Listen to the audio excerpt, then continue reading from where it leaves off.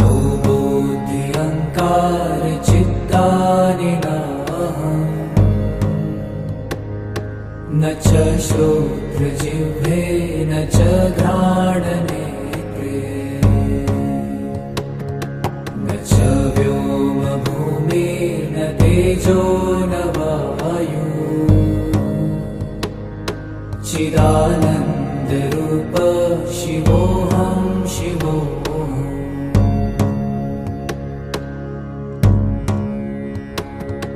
न च प्राणसंज्ञो न वै पञ्चवायु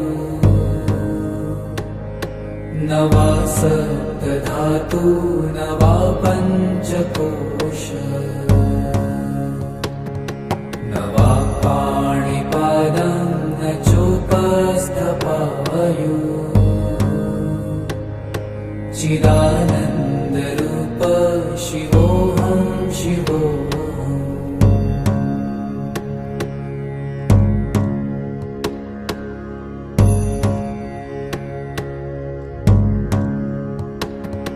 न मे द्वेषरागौ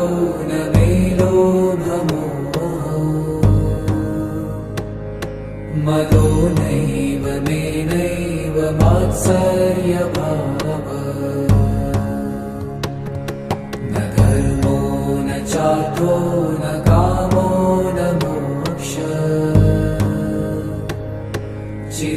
चिदानन्दरूप शिवोऽहं शिवोऽहम्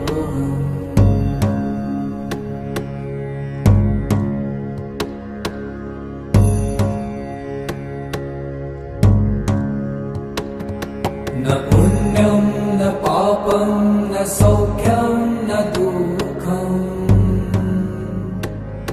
न मन्त्रो न तीर्थं न वेदा न यज्ञा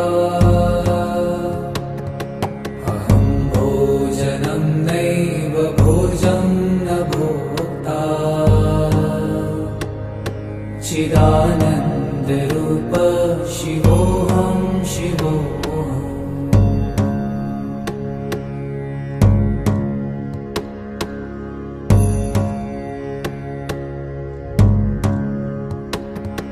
न मृत्युर्न शङ्का न मे जातिभेद पिता नैव मे नैव माता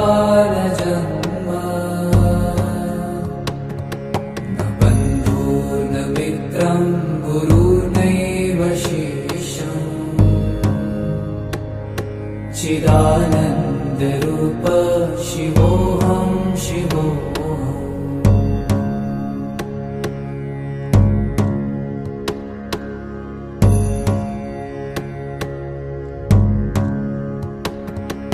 अहं निर्विकल्पो